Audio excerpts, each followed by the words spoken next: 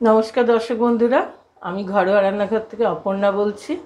আজকের রেসিপি আমি নিয়ে এসেছি মোদক বানাবো। সেটা কিভাবে বানাচ্ছি আসুন দেখিয়ে দিই। এর আগে আমার অনেকগুলি মোদকের প্রতি বছরই গণেশ চতুর্থীতে বানাই আমি, আর ডেসক্রিপশন বক্সে দেখতে পাবেন। আজকে একটু প্রতিবারই অন্যান্যভাবে নতুন নতুন ধরনের বানাই, আজকে বানাবো। সেই জন্যে আগে আমি একটু জল দিয়েছি কড়াইতে, এই গুড়গুলো ছেড়ে দেবো। একটা স্টাফিং মোদকের বানাতে হয়, তো সেই গুড় দিয়ে এটা বানাবো, নারকেল আর গুড় দিয়ে। আমি এক বাটি নারকেল নিয়েছি, এখন গুড়টা গলা পর্যন্ত অপেক্ষা।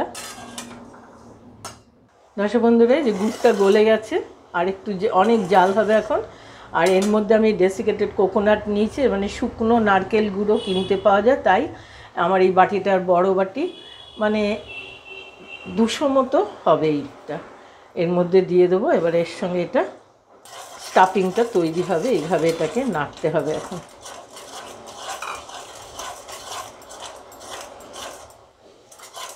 আমি আরও 50 গ্রাম কোকোনাট দিলাম, নারকেল গুঁড়োটা আরও 50 গ্রাম দিলাম। আর একটু শুকিয়ে যাবে, তারপরে নামাবো। আমার স্টাফিংটা হয়ে গেছে নারকেলের, এবার এটা নামিয়ে নেব। এবার আমি দুধ দিয়ে বানাবো। এবার 1 টেবিল স্পুন ঘি দিলাম। এবার আমি একটু গুঁড়ো দুধ দিলাম এর মধ্যে। গুঁড়ো দুধটা মিশে গেছে। এবার আমি এতে সুজি দেবো। এই হচ্ছে, এই যতটা গুঁড়ো দুধ দিলাম ততটাই আমি সুজি দিচ্ছি। এই অ্যাকচুয়ালি আমি এই সুজি দিয়েই মোদকটা আজকের বানাচ্ছি। ভেতরে স্টাফিং দেবো নারকেলের পুর। এবার এটাকে ঘন করে নিতে হবে, ডোয়ে পরিণত হলে তখন আমি এটা নামাবো। এই যে শক্ত ডো হয়ে গেছে, এবার এটাকে নামিয়ে নেব।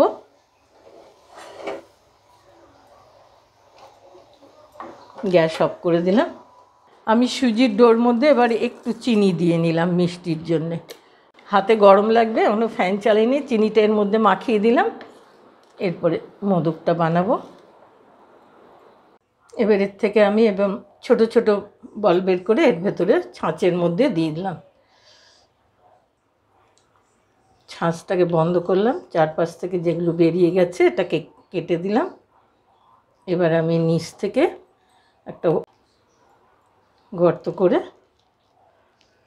স্টাফিংটা দিতে হবে এখানে।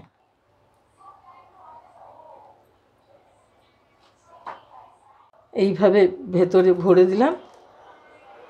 এবার এটাকে আমি বন্ধ করব, আর একটু সুজির পুরটা আর একটু টাইট করে এটাকে বন্ধ করে দিলাম। বাইরের পোর্শনে যেগুলো বেরিয়ে থাকবে সবই তুলে দিতে হবে, নয়তো এটা ভালো হবে না।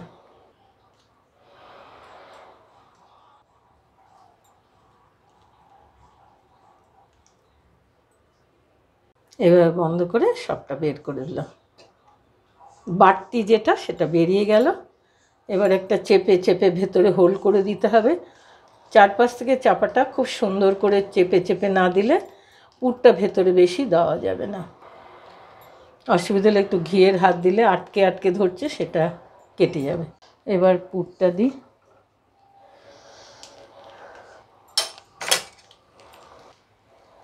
এইভাবে এটাকে মুখটা বন্ধ করে দিতে হবে।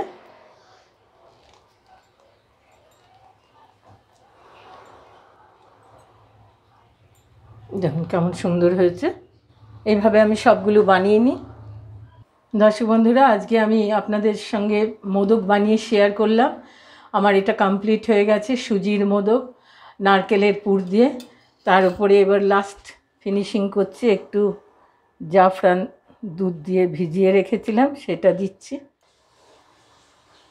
খুব ভালো লাগবে, আর এর মধ্যে এই জাফরানগুলো ওর মধ্যে লাগিয়ে দিচ্ছি। দর্শক বন্ধুরা, গণেশ চতুর্থী উপলক্ষে আজকে আমি সুজির মোদক বানিয়ে আপনাদের সঙ্গে শেয়ার করলাম। বন্ধুরা, ভালো লাগলে লাইক করবেন, সাবস্ক্রাইব করবেন, নতুন বন্ধুরা বেল আইকনটা টিপতে ভুলবেন না, অনেকের সঙ্গে শেয়ার করবেন, বানিয়ে খেয়ে দেখবেন। এই মোদক খেতে দারুণ সুন্দর। আজকের মতো রাখছি, আবার নতুন রেসিপি নিয়ে আসবো। ভালো থাকবেন।